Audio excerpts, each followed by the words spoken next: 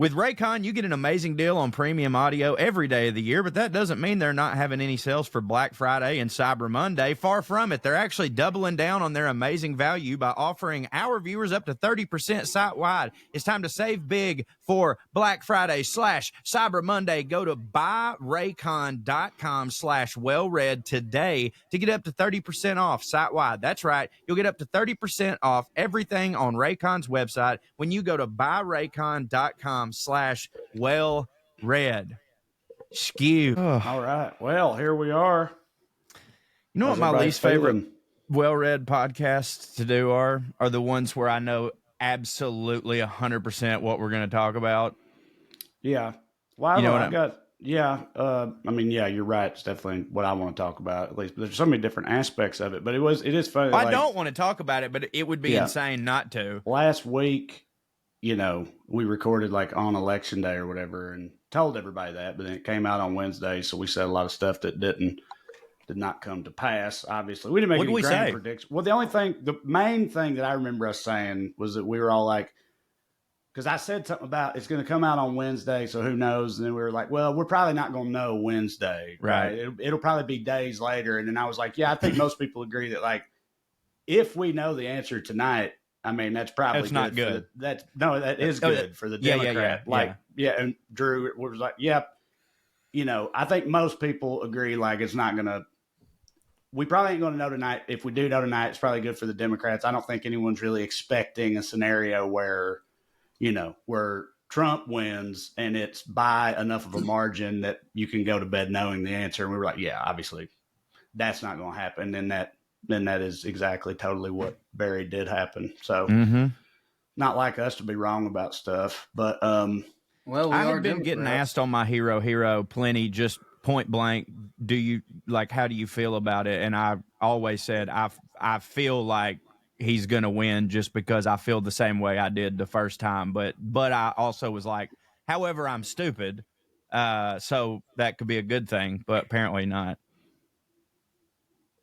Yeah, it wasn't that, again, we didn't say that we thought she was going to win or nothing. It's just that, we thought it was going to be close. Yeah. And we made it very clear that if it's not close, that's probably because she walked him because he is way less popular than he used to be. We were right about that. That's true. We were right about not him as many being people less voted. Popular. He got way less votes. But so did we. She just got even way less Didn't votes. matter. Didn't matter at all. Well, like everyone on TV saying, and we have to say here, she ran an impeccable campaign. No pecs. So, yeah, it's very unlike the Democrats to take the complete wrong lessons away from, a demoralizing blindside defeat. So they're not used to having to, process these types One of thing results. that I'll say that I haven't heard a lot is I do think they also took the wrong lesson away from the Biden win. Yeah. I think the cynical lesson they didn't take away is that you got to run a white guy sometimes to win. And then the other lesson they didn't learn is they were like, see, people anyone love but us him and what we're doing. And it was like, nah, dude, people don't. Right. People don't. You barely beat him that time. Well, you could argue all the different finger pointing and trying to figure out who to blame and what is the right lesson and all this stuff. There's also very possibly it could be very simple, which is that like the vast majority of people in the electorate have like goldfish memories and vote very simply. And it's a matter of like bread high, who president, no vote them. Me or him or. Incumbents around the world got wrecked, whatever side they were on, because inflation was so bad worldwide. And you could also argue that that's like what happened for Biden in 2020. At that point in time in 2020, it was the height of the COVID deal, and that wasn't hitting for people, and all the George Floyd protests and all this America just was not hitting at the time the election happened, and he was the president and he got beat. And, it's just like, but then that's not to say that like the Democrats don't need to do soul searching and shit. Obviously they do. I'm just saying that like, it could just be, as frustrating as it is, it's just like that. Like people just really are that Simple. I mean, when you look at the fact that on election night, Google searches spiked for the sentence, "Did Joe Biden drop out?" Right. So that means people went to the ballot box and were like, yeah, what? Wait a minute. What the fuck? Did he die and I missed it? And it's like, I don't know how those people exist, but they do. Right. And some of them still do vote. And it's like people who are operating like that, they're not going to get like nuanced and complex with their positions and stuff, you know, like in that moment, they're not going to go, oh, I guess I'll vote for her. There was a small spike this week of can I change my vote, and a pretty large spike in what's a tariff. What are tariffs? Yeah, right, yeah. Exactly. That's what I'm saying, dude. That's how people are. It's frustrating as shit, but it just is the way people be. But again, no, I do so I feel like a lot of people I think are landing on this, what I've been saying on my Patreon and stuff, what I'm probably going to say a version of in the video I make today if I ever get the damn thing done, that I'll run by y'all. Is that when I say run by y'all, Drew has been saying a lot of this also, I think, in the text thread and shit like that. But where I've kind of landed on, and again, I don't think it's a novel concept or groundbreaking, but I think that like, but people say like, oh, they fucked up by campaigning with the Cheneys and abandoning the progressive wing and all this stuff. But then other people were saying, well, look at some of the demographics where she got her shit rocked, like Latinos and black men and stuff like that. It's like, you really think shifting to the left is going to hit for those people where she just had a massive fall off? Like, I don't know, but I think that when you talk about how they need to be more progressive or whatever, it's progressive in the way that, like, you know, Bernie was progressive populism or whatnot, financially progressive, like just paying people more money, fuck your bosses, you know, like coal miner union shit, healthcare and that type of thing, just like making things hit harder day to day, kitchen table bread and butter shit that affects everybody. Pushing further to the left on that stuff, because that stuff does hit for people just in terms of policies, and then getting away from the left or the far left in terms of like, you know, scolding woke identity politics stuff. I mean, like, dude, purple-headed, you know, baristas, people being mad at a man for sitting weird on a train, and like, you know, that the pronouns people use and jokes people make and tweets you had 10 years ago and policing all that shit. Right. And just like shift away from that shit. Leave all that behind completely. And I don't mean abandon like gay people or nothing. You still say they deserve rights and shit. I'm just talking about. But we're never going to get to those policies if we don't win. You know, that type of performative wokeness or whatever you want to call it needs to no longer be a part of the conversation. But still that's not really shifting up to the party, to the left. though. That's true. That's just like people. I don't feel like Kamala Harris was bending over backwards necessarily, and Joe Biden certainly wasn't for these that motherfucker issues. Can't bend. It's that the right did such an excellent job of making it seem like everyone who has put a pronoun in their bio wants to cut a child's dick off. Right. And so, but yeah, I agree with you. But yeah, so the biggest problem of all of it, both with the whole people don't even know who's running, all they know is that milk is high, and that's all that whole part, plus the part we just talked about, the biggest part of it all is that the right wing completely dominates the media and everything, and so they shape what the truth is. They shape like they don't, and act shape like reality. And they're both the predators and the victims at the same fucking time. It's really unbelievable what they've done.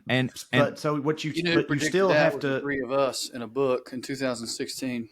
Right. Well, this is what I want, and this is like the main thing I wanted to get to actually is talking to y'all, trying to brainstorm and shit or whatever. But so the only way to fix that, I guess, and this is on a like ground level, not just the party itself, is to like, there needs to be some goddamn counter programming or something. You got to like push back against that find a way to reach some of these people or whatever, or dispel that notion. And in doing that, you still have to have that branding in mind in terms of like getting away from some of the identity politics stuff and just being like, you know, rise of the proletariat, damn the man type. We got to get Shane Gillis as the VP pick next time. But more than that, what I was, and this is obviously saying like this is all they did is obviously hyperbolic, but one thing that's really irked me for 8 fucking years, and by the way, I'm not please understand that I'm not about to try and say, oh, Trump's not as dangerous as everybody says he is. That's not what I'm saying. But having the main part of your campaign be just pick us because we're not him. You know what I mean? Like, just pick us because we're not him. And again, I know that that's not all they ran on, but that did seem to be the main focus was. And I think that people, especially you're talking about all these people who like show up on fucking election day and didn't even know that Joe Biden dropped out. All these people that aren't completely plugged in, they're not terminally online, they're not seeing everything that's going on. I think that they just see that as like, oh, the Democrats are nothing but a bunch of mudslingers. They won't get this dude's name out of their fucking mouth. Like, why don't they spend more time telling me what they're going to do for me instead of telling me all the stuff that he's going to do against me? Do you know what I'm saying? And like, I know that all that stuff is important. I know that it's important to browbeat into people that this guy is looking at the fascism 101 textbook and running a playbook on it. But like, it sort of does go back to what you were saying of like, a lot of times in elections, it's about like our base was not united. And there's many reasons why our base was not united, a lot of which they literally, Kamala couldn't do anything about. And, you know, I'm not going to get into it, but it's Gaza. You know what I'm saying? But like but there was plenty of people that weren't excited to vote for her for a myriad of other reasons. And it's just that Democrats always go, let's find those 16 people who might vote Democrat instead of going, let's go for the 20 million that have before and make sure their ass gets to the fucking polls. You know what I mean? Yeah. All she had to do, and this is easier said than done, but to your point, all she had to do was get everyone who voted for Biden to vote for her and then add some young people. Right. And she failed. They failed. The Democratic Party failed. I don't know that I could add anything to the discourse at this point. Mark said something smart about Mark said something smart about how we are attempting to build a coalition, and then that means that everybody who's been mad at the Democratic Party thinks that their reason they're mad is why we lost. Yeah, right. And I think that's true, but I think that's true every time. Every time you lose, if you had trying to build a coalition, everyone has their little pet projects or all that. What I do think overarches that, and this is like you said, Trae, I'm not saying anything no one said, is there's a messaging issue. Other than we're not Trump and they're weird, which was working. They fucking stopped it. For it worked solid for 2 weeks and they quit. Other than that, other than not Trump and they're weird, and I'm sure somebody can point to me to what Kamala's policies are and how they were different, but what was the message? I mean, it was kind of all over the place. We've gotten ourselves, and this is kind of everybody, into this place with politics where we've got real-time polls and real-time social media data, and they're going, this ain't working, and they like this, flip. This ain't working, they change this. But in the aggregate, what happens is people kind of go, Kamala was just kind of, what? What was the difference? And again, I know there were differences, but I'm saying in terms of messaging, it sure seemed like it was, he's scary. Don't vote for him. Right. And that worked for Biden. I get that. But because he was a white papa. It's not a great, right. But it's not a great way to organize the messaging of your party long term. And I don't think it was a great way to do it during this election cycle. And I do think, and I agree with Trae, that if you get back to, hey, we're going to raise minimum wage, where the fuck was that? Mm-hmm. Where the fuck was that the whole time? We're going to raise minimum wage. Hey, we're going to fix the roads in America that we've all agreed for about a decade needs a huge overhaul. I mean, even Obama was bringing that up. We're going to do that. Here's how I'm going to get it done. Those are two things I would have liked to have seen. But even if you say, well, I prefer this or I prefer that, sure. But something other than we can't let Donald Trump enter the White House. And some people will go, but that was true. Yeah, but we're talking about winning, baby, not what's true. And the people who thought that were already going to vote that way. You know what I mean? I mean, that's what I was about to say. Like, me personally, I find it strange that was not a compelling enough argument, because that's been how I've felt about it the whole time. Is like, I don't even need to know much of anything else other than as long as he don't win, that's all. That hits. Yeah, right, exactly. And it's wild to me that, but clearly it's objectively the case that that's not good enough. People are not motivated by that. They don't care. So, well, people are basic, right? And right. you touched on that. And I think one thing that the Democrats need to realize is the consistency on the Republican side the last 3 cycles is Trump. Their policies have been all over the fucking place. Mm-hmm. It's always been scary, but there's a huge difference, genuinely, between Stephen Miller and Steve Bannon and like Elon and Peter Thiel. I'm frankly more afraid of Elon and Peter Thiel, not because I think they're more evil, but because I think they're going to be more effective, more with powerful, what they're trying to pull off. But my point is, Trump is wishy-washy, but Trump is Trump. Right. Well, Kamala's not. She hasn't been around long enough. She's not famous enough. She's not well liked. So what do you need? A message to go against Trump. And the message last time was, we're not Trump, and it worked for the reasons I think Trae laid out. And this time, it failed. And one thing I'm very sick of, and you touched on this with the whole, like, are they going to learn their lesson? I'm very sick of the Democratic apparatus failing and looking everywhere but inward. But there's a reason for that. There's a very stone cold obvious reason for that.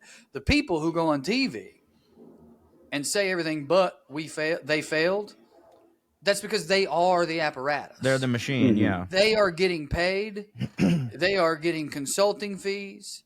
They are running campaigns, and their friends are running campaigns. There's no separation between they ain't trying to make lateral moves, and then who is commenting on it. When you have and I love him, and I love the idea of him. When you got the Raging Cajun going on TV and saying, this is why the Democrats failed. Bitch, you're the Democrats. You're in that room. He's so much the Democrats. It's wild. Like, he kind of is the mascot of the Democrats and has been for a long time. And he's so crazy looking. It would be like a football coach, an offensive coordinator, going on TV and not saying, here's why we failed to score points. And I didn't call these plays right. And Lamar didn't make the check down. It would be like an offensive coordinator going on TV and saying, here's how the Ravens, as if he doesn't fucking coach for them, failed. And here's what they could do next. What do you mean could? Imagine a coach said that. Imagine said, well, you know what I think the Ravens could do next time? And a reporter would be like, wait, I'm sorry. Did they fire you? Right. And that's such a great analogy. It's so frustrating. It's so frustrating. And then obviously it's frustrating for me because I'm pretty far left. And they blame us. Apparently it's our fault. Apparently their alleged kowtowing to our demands, which I'd love to see that, where that was, is scaring people. And I saw someone posted, the Democrats keep getting accused of not being able to read the room. I don't think that's true. It's just that the room is a conference center full of people with their data who went to Yale, and the room's not the supermarket. They're reading the wrong room. In other words, I think that's true. I think that's a huge problem in all of politics. The reason Trump beat the Republicans, people need to understand that too. Trump took over the Republican Party. How did he do that? Because he wasn't looking at a bunch of data and trying to change every 2 weeks he was consistent. I don't know, man.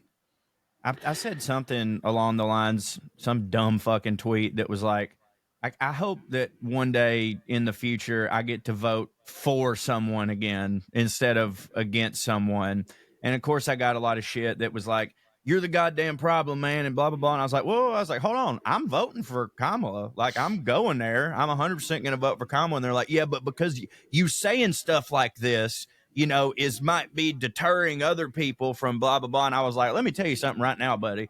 If the Democratic Party's messaging is so goddamn weak that my dumb ass posting an innocuous tweet could falter the election, then this ain't my fault at all. And also, what you're sort of suggesting is shut the fuck up and toe the party line and never, ever, challenge it, never critique it, never do anything. And frankly, that's not as bad as what the messaging is on the right, but it's a similar enough to where I don't care for it, and I think you're stupid, and in no way am I the problem, and you're not. Does that make sense, or am I wrong here? No, you're right. People are dumb, though. Yeah, that's true. That's very true. That's like the sort of, we had a back and forth about it. There's a fair critique of what we alluded to up top, which is like, hey, if not being able to say retard in a joke is enough to make you vote for a Nazi, honestly, fuck you, and we were toast anyway. Right. And that's fair, but it overlooks how stupid some people are. Yeah. That's what, like, they don't know they're voting for a Nazi. Like, so right, that's exactly. So you're trying to fight the Nazi and the guy who doesn't think he's a Nazi, and so you're correct. Right. You want to be right or want to win? Trae Crowder, Bill Maher. I think there's a lot of people. I've got the video that I'm working on is basically kind of rehash of exactly that argument, like including me quoting my past self with the fucking. You've never done that. You want to be right now? Well, yeah, right. It's not a go-to for me at all. But the other thing about that too that I just want to add, you don't have to abandon, and you shouldn't abandon trans people or gay people or like whatever that stuff is. You just have to make it clear that when someone comes on TV and they go, they're cutting kids' wieners off in San Francisco, you got to go, hey, everybody, you guys know he's fucking stupid, right? He's stupid. Like, he's full of shit. We all know none of us are doing that, right? And what our agenda is we're going to raise minimum wage. Guess who's going to make more? White people, black people, men, women, and people who choose to identify differently than that. They're all going to make more. So that's all I care about. Right. That's what my agenda is for everybody. And most Americans will genuinely go, yeah, I get that. Well, the other thing too, like, because we were texting about this morning, when people say like, yeah, listen, if you're being mad because we won't let you say retard in a joke, if that justifies to you voting for a Nazi or whatever, then you can go fuck yourself. The other thing that it's like, again, like you said, feels valid. I hear where you're coming from, but part of the reasons why it isn't really is because you said it fails to acknowledge how genuinely dumb most people are. But it also, I think a lot of times it starts way earlier than that. And because a whole big talk was about Gen Z men, right? And this is where I was wanting to get, because I've got sons they're Gen Alpha, but they're 12 and 13. I've been thinking about all this shit a lot. I bet. But how like Gen Z men, are hard right now and everything. And it's like, I don't think they say it starts earlier than what these people are allowing for, meaning like as they're getting older, when they're still teenagers, whatever, maybe they say retard and a barista scolds them or whatever happens. Whereas our barista said it back to us. It was a great time. Yeah, but they get that. Wrote it on the cup. They get that response from these people, and they're white half mocha for retard. Well, we've really they're not Nazis. We lost. Yet. It doesn't matter. Right? Yeah. Hey, we're putting our money where our mouth is. But anyway, I've been saying it for 6 months. Y'all are gonna blow brown kids up. I'm saying it. Go ahead. They're not Nazis yet when this happens or anything. They're teenage boys. They're little dumbasses like we all were, and like every teenage boy is or whatever. But they're not Nazis and they're not evil or whatnot. But they get pushed away at that point, right? And then they go to where? They go to the Rogan sphere, right? And they go to Andrew Tate or whatever else, and down the right wing rabbit hole that is so ubiquitous and effective. And then after a few years of living solely in that, just stewing in nothing but that, then they become hardcore, pretty much straight up fascists or whatever. Right. But it didn't start that way. Right. And it's also understandable how that could happen. And like that, we have to find a way to keep that from happening in the first place, which is like one of the main things I wanted to talk to y'all about is like, what does that actually look like? Well, I'll tell you what it looks like. You know those sensory places they have at stadiums for autistic kids to go into when they get a little like out of control, like it's like things are going crazy, so they go in there. There needs to be like an hour every day where school kids can just go in a room and just say it. You know what I mean? Like a purge type thing? The purge. Just say it all. 1 hour a day. And after a while, they'll just be like, I don't even want to go do the purge today. You know what I mean? After a while, they'll be like, it's not even. It's kind of gay. it's kind of gay. It's gay to do the. Oh, I'm gonna go hang purge out in a room with a bunch of dudes. That's exactly what they're and gonna just realize. scream slurs. It's kind of gay. We just gotta. I don't know, man, but you're totally right in that it does start that, and it's a stupid, like when it's Andrew Tate doing it, it's like, well, it's real stupid because you're supposed to be a grown man, but yeah, these are fucking kids, so like you understand how that could happen, but it's just so goddamn the word, it's very stupid. Dude, I had a go ahead. Well, no, I mean, you go ahead, and then then we'll have a word from our sponsors after this, and then I got a question for y'all. Our favorite R word. I had a heckler Friday night, just screaming at me, "Fuck you, I love Trump. Fuck you, I love Trump." It went on for a minute. Were you doing a Trump bit, or did they just started having Here's what's crazy. I'll do the bit. Tourette's? You know what? I'm glad to be able to tell this joke to whatever our platform size is right now, because it's way more people than was at that fucking show. I'll tell you that. This is how dumb these people are. Here's the joke. And by the way, he did it at the end. It's not like he cut me off in the middle when it's part of the premise. The end of the joke, he did it. Here's the joke. It's been a rough week. I keep hearing from my friends, we lost to the worst candidate ever. We lost to the worst candidate. That feels terrible, losing to the worst. I'm going to give you guys the speech my dad gave me in Little League because I think it'll make you feel better. When I was in Little League, we got beat by the worst team in the league. And I said, Dad, I feel so awful. I can't believe we lost to the worst team in the league. And he said, well, if it makes you feel any better, you didn't, because you're the fucking worst team in the league. Mm-hmm. Mm-hmm. And this dude goes, I love Trump. And I had to go, sorry, what? And he goes, I love Trump. And I was like, okay, cool. What are we doing? And he's like, well, you brought it up. And I go, no, I didn't. First of all, he's screaming, fuck you, I love Trump. Fuck you, I love Trump. Owner comes over, about to kick him out. Then he's like, I didn't mean to interrupt. And I go, sir, you very much did. Can we just be honest about that? The reason I brought it up in the context of this, I absolutely called him retarded. Yeah. At one point, I Sure. said, just what you seem. And then at another point, I said, surely that hit for him. You're getting emotional over a man who's not here right now. I know you're a Trump supporter. I don't know if this bothers you, but that's pretty fucking gay, dude. It's very gay. Yeah. Liberal people in that audience, they didn't give me much laughs. Like 2 people did. Dudes, of course. Yeah. Yeah. But they also didn't turn on me. My point being is they are so awful that what we're talking about might just kind of naturally be happening in the sense of like, it's kind of like when we said you can call Marjorie Taylor Greene a cunt, because even people who don't like that word are like, well, what else are we going to call her? Right. Or another that episode of South Park with the Harley Davidsons, when they kept calling them, everybody that drove Harleys, they kept calling them fags, and they ended up having to go to the Supreme Court or whatever, and they were just like, well, you can't use that word. And they were like, well, they're revving it up in front of us and, at the restaurant. And they're like, yeah, there's just like a bunch of fags.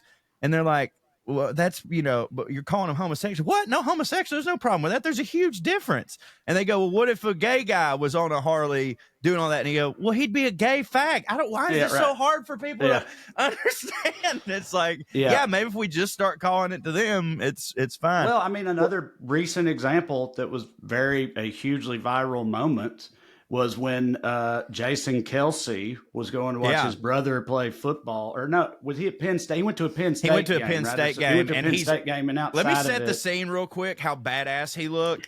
He's got his own, it's almost like it was on purpose because he had his own beer, right?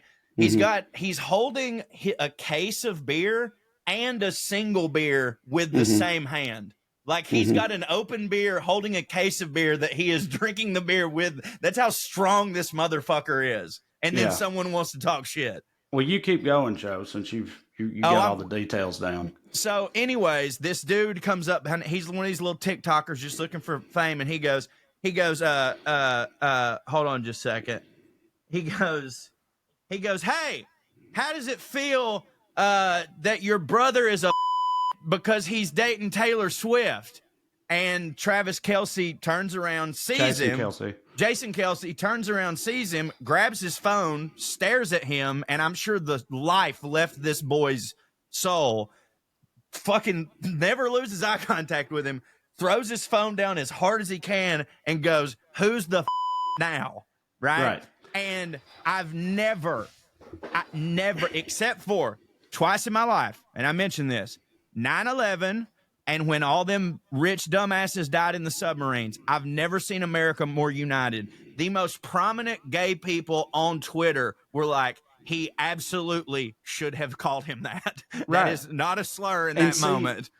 I don't, like Drew said, maybe it's just naturally happening. This is speculative. Who can really know? But I kind of feel like if that had happened 10 years ago or whatever, I don't know exactly the timeline, but I think gay people would have always been cool with it. Because that's the thing. It's never the actual people who get mad about these things. No. But I think if that had happened like 10 years ago, gay people still would have been like, no, that hits for us that he did that. But I think there would have been a lot more people, you know, publicly. Liberal people. Those people are still out there. We just don't give a fuck about them anymore. But yeah, that would have been part of the conversation. It's like, he can't say that, but like, hopefully we are moving on past that because that was always stupid. That kid did deserve it.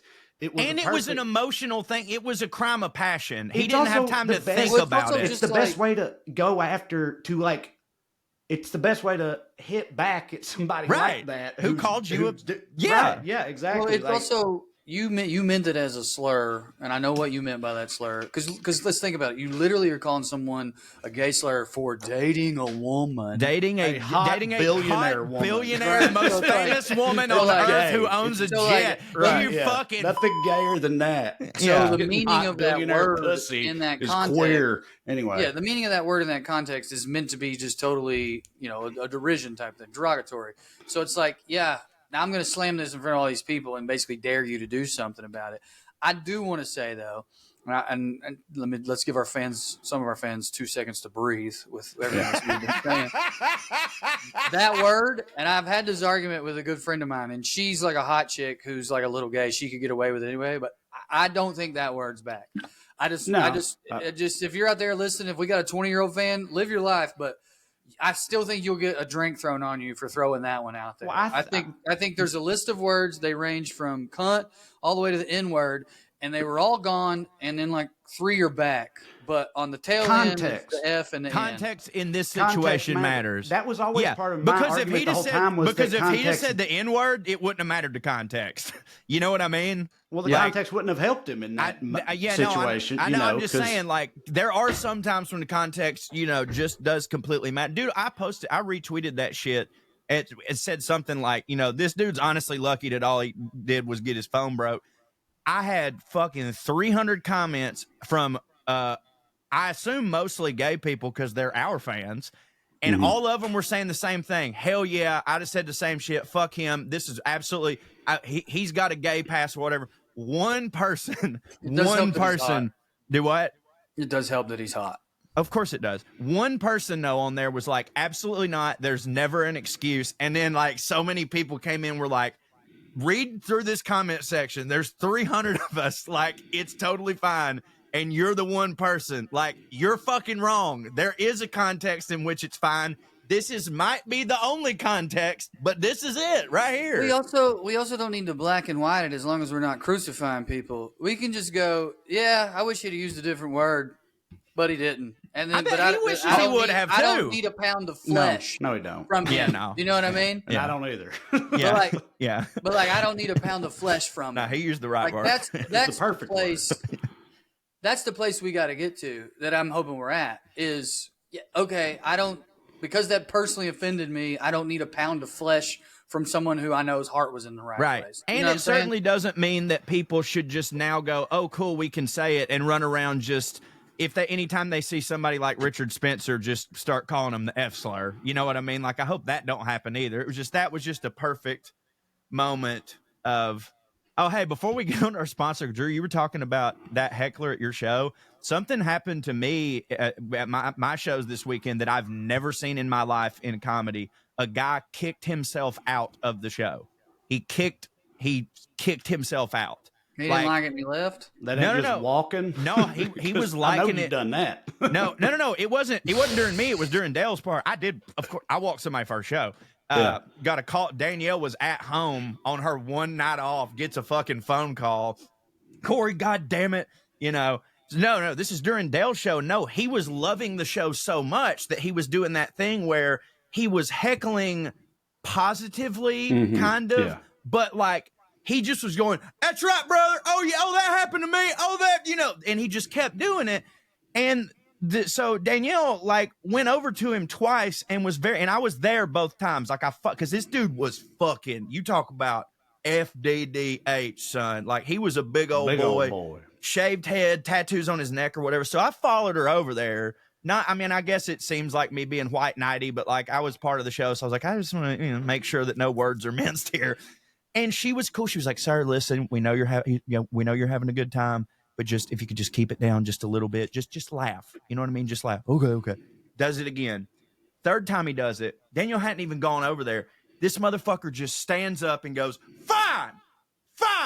I'll fucking leave. I guess I just love this goddamn and he starts just talking to the whole room. He goes, He goes, I fucking love this man. This is my favorite goddamn fucking comedian in the world. He should be fucking and Dale doesn't know none of this is happening. Dale's just like, thank you, buddy. And he's like, but if I need to, I'll just get the fuck out of here right now. And he just waddled his fat ass out of there. And everybody was just like, okay. But like, and I went to Danielle. I was like, did you kick him out? She goes, I've never seen this before. He kicked himself out. I've never seen it. It was amazing.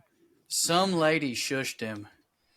Yeah, probably. And it set him over the top. Or he saw her coming. Was she coming back towards him? Maybe. Like she'd already been over there twice, and he was like, across the room coming. So it was really just a preemptive. But what was great is you can't fire me. I quit. I quit. Exactly. Yeah, but what was great is instead of being like, fuck you and fuck the comment, he, on his way out, gave Dale Jones his flowers. He was like, this is the greatest goddamn comedian of all time. Oh, my God. That tiny man in a cardigan sweater who drove a Jaguar, he told me, he did not give me flowers on the way out. He just kept screaming, fuck you, I love Trump, fuck you. I mean, there were other Trump supporters there who came up to me after the show, and they were like, I'm sorry. That was the wildest thing I've ever seen. And I couldn't help but be like, dude, you won. Like, what are you so mad about? That's what's blown my mind about the internet. I talked about this on WeLoveCorey.com. You can go there and subscribe. Is that like none of them have changed in the past 3 or 4 days. Like they're all still saying the same stuff. And I'm like, y'all ain't going to take like a 3 or 4 day breather. Like you won. Like what? I remember when Biden won, not that we were all happy he was our favorite candidate, but I do remember being like, this is going to be a good week. You know what I mean? Like, I'm not, I mean, like, I'm still angry at the underlying factor that led us to all this, sure. But, like, my blood is not at the top of my head at this moment because it's over right now. You know what I'm saying? You know what's not over, though? Cyber Monday and Black Friday. That is my favorite thing, is getting a great deal that you normally wouldn't get, except with Raycon, because with Raycon you get an amazing deal on premium audio every day of the year, but that doesn't mean they're not having any sales for Black Friday. Far from it. They're actually doubling down on their amazing value by offering our viewers up to 30% site-wide. A Black Friday deal that you can appreciate every day. Raycon's earbuds, especially if you haven't checked out their latest model, which includes plenty of new features that make them even more of a must-have for any audio lover. For example, they now feature, this is a really good one for those of us who are on long flights all the time, 32-hour battery life and multi-point connectivity that lets you pair 2 devices at once. They've also got the active noise cancellation, and it's so good, by the way. Sometimes I just put on the noise canceling part without even putting on music, just when I'm kind of laying on the couch wanting to vibe out. It's absolutely wonderful. Trae, Drew, how y'all feel about y'all's Raycon everyday earbuds? Oh, yeah. I got the exercise ones because they go, well, that's what I call them. They go over the ear. So if you're jumping around, they won't fall out, but they're not bulky. And I haven't had a pair that stay on and sound this good ever. Yeah, I agree with that. They hit for me too. I got the like smaller ones and they stay in my ear somehow. I was worried that they wouldn't, but they do. They're sleek and subtle and stylish and all that stuff. They hit.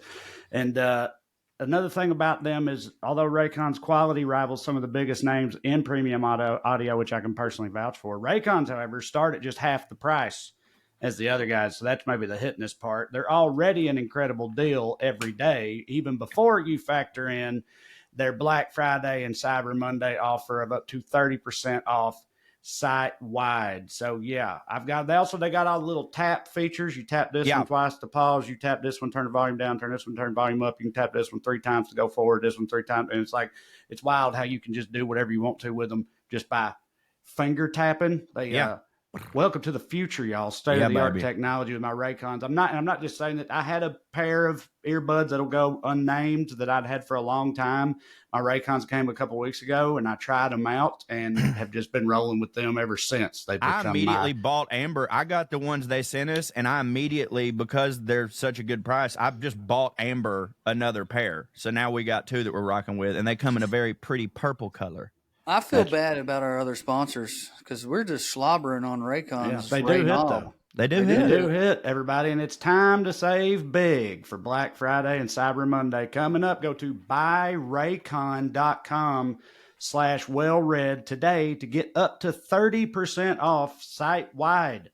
That's right. You'll get up to 30% off everything on Raycon's website when you go to buyraycon.com/WellRED. buyraycon.com/WellRED for 30% off on every damn thing they got. Thanks to Raycon for sponsoring the show.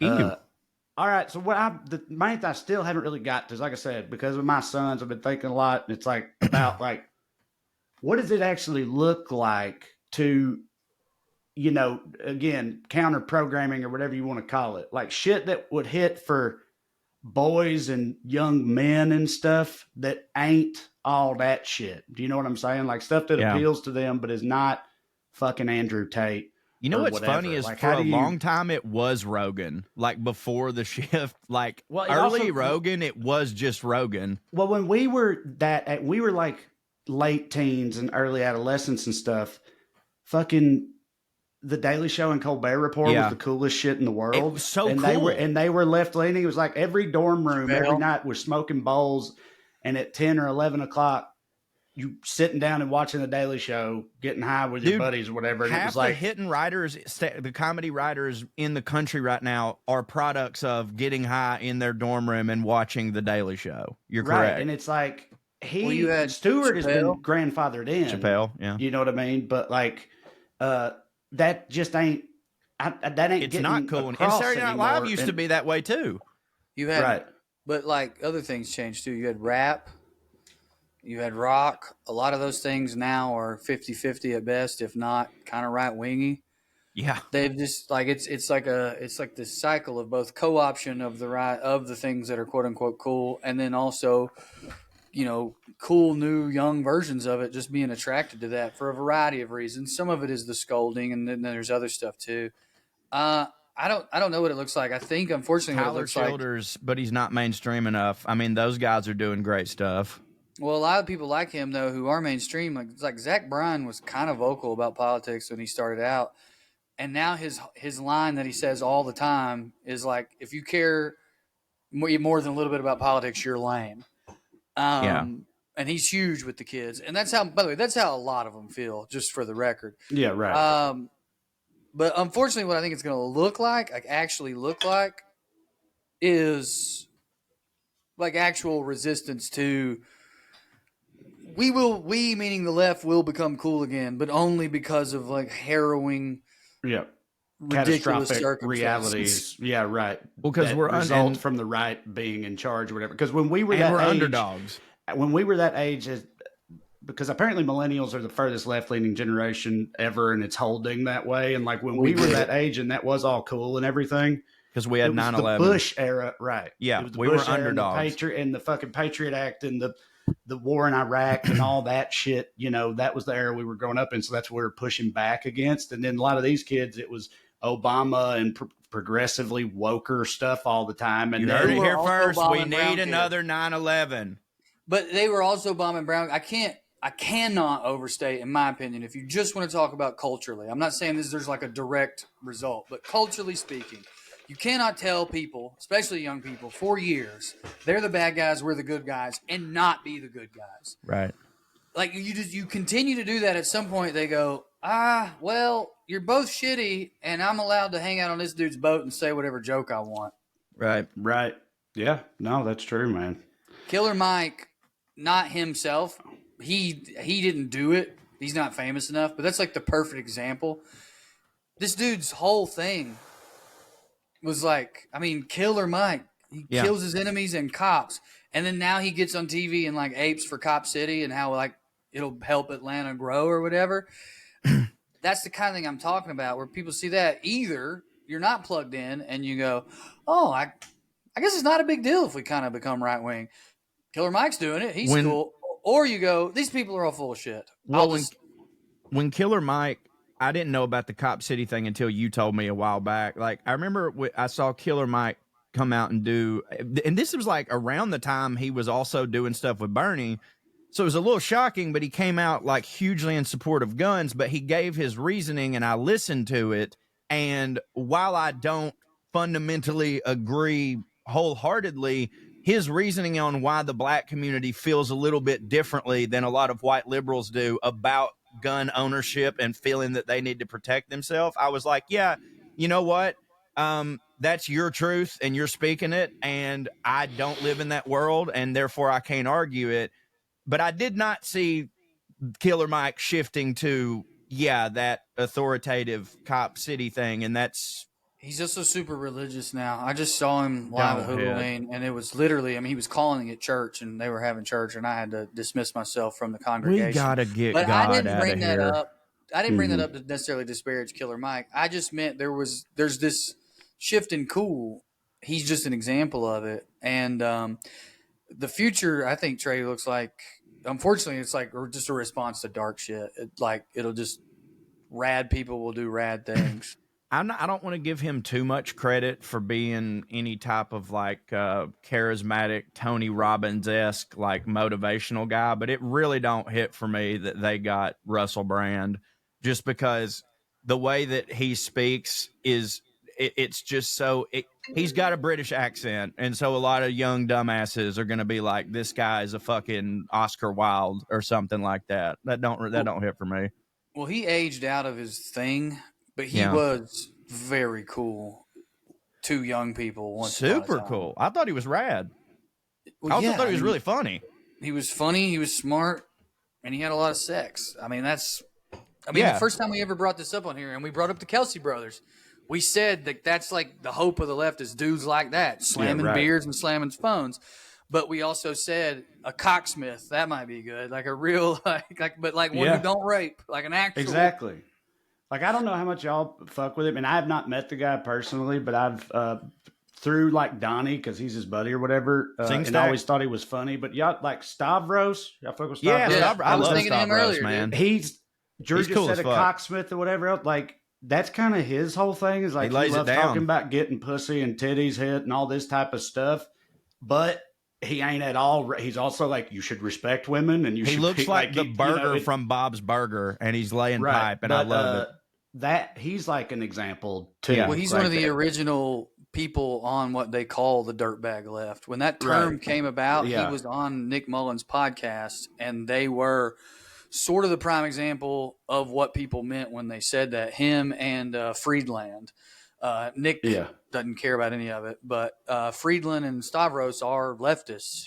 Just, Chinese voices or whatever. I was about to say, he is a leftist, but he's also still really, really heavy in that Rogan verse, and I guess he just doesn't press him on it or whatever. And I mean, dude, I get like he's done a good job of holding. I mean, the thing about Rogan, dude, is if you hold him to the fire, he'll just agree with you. That's true. That's true. And Rogan had on Bernie. That's the other thing about the Rogan verse, and some of it's hypocrisy, and some of it is people going on there and just letting Joe talk about pot, and that's all. But some of it is an overlap of populism. Mm-hmm. I mean, this is why people like me are arguing it'll work. Is like there are plenty of dudes who have problematic views, but we need their vote, and they would agree with us on this other stuff. And also, I don't think those problematic views would make them like go so far as to be violent or whatever. It's just more like That shit confused me. I don't want to hear about it. And I'm not telling anybody to shut up. I'm genuinely not. I want to be very clear about that. I just feel like if you say we all need health care and higher wages, can we agree on that? I just think it's a better plan. Also, it's a plan.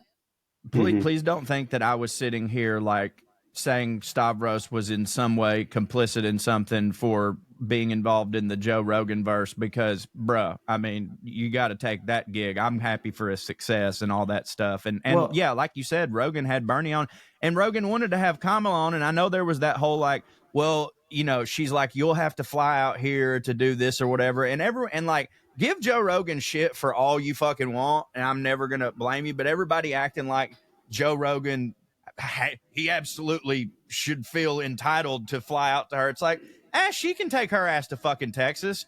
You know what I mean? Like, I don't think Joe Rogan's an asshole for going, no, my show is here, and no, I'm not only doing an hour. If we're doing this, we're doing it my fucking way. Like, I don't think Joe's a bad guy for that specifically. And frankly, I think she should have thought of that as a pretty important campaign stop, because she's going to talk to more people on Rogan than she would wherever the fuck else she went.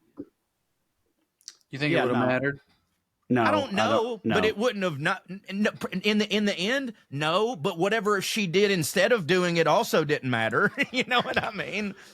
No, I agree with both of you. I mean, yeah, I also don't think it would have mattered, but I mean, I'm just saying he shouldn't have caught when shit for when everybody that. else went there and did the thing, and, you know, hell, Obama went to Marin's garage and all that shit. It's like, you know, you do the thing, you do the thing. Do the thing. I don't think he's unreasonable for saying like, no, this is the thing. So if you want to do it, I'm happy to have you, but come and do the thing. Right. And she was like, no, I want to do a different thing. I mean, I hear you on again, that. I don't mind anyone piling on him for stuff, but like, to me, that one was, I was just like, this is not something he's done that is bad. Like, he was willing to have her on, and he wants to do it at his place, and that's his prerogative. But yeah, the Stavros part, you saying he's not complete. I think it's like he mostly just is like funny. He, like Drew said, he's like hilarious. Zach Bryan, his whole thing is like whatever. And most of them actually feel like if you talk about politics more than this amount, then you just suck anyway. I don't even care. Right. And it's like he mostly, again, just talks about pussies and dicks and stuff, and it's funny and hits for people. Right. But he won't like bullshit about what he does think. He like Trojan horses some things in there, which is the way to go. Which I think is the way to go. Yeah, right, exactly. Which, I mean, like, I know we don't necessarily do and what we do. Well, you know, on this podcast, but like that's actually how most of my bits are constructed, because I've talked a million times about. Sorry if you can hear Bane cry. I'll take it out in post.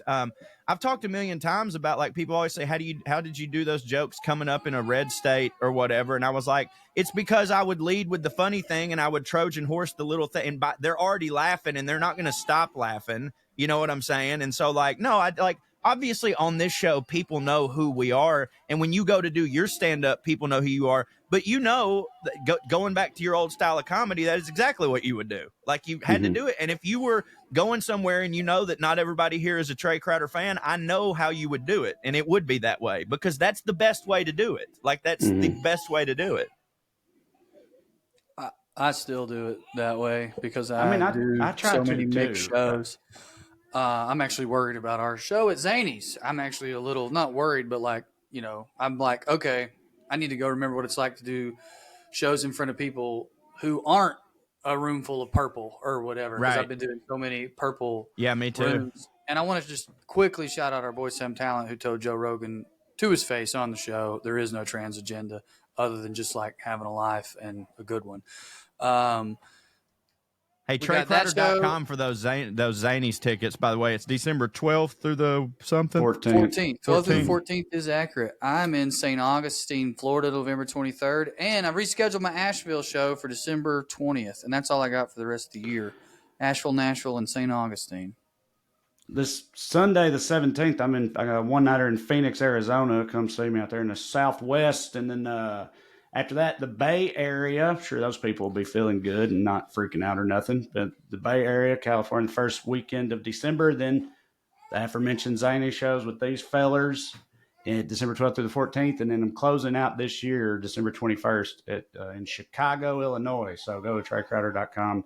Come see me. There's also tons of dates up for 2025 already, too. So holler at them. Right on. Yeah, TraeCutter.com for all those. I'm doing a don't tell next weekend, but I don't remember if I'm supposed to tell. And I genuinely mean that. I don't know the rules. I'll have to get back on where that. And also, I don't remember where it is. But they won't tell you where it is till the day of. That's the secret. Oh, that's the secret. Oh, so it's okay that I don't know. I'm not just an idiot. You can't know, apparently. Okay. Yeah. Well, there you go. Whatever.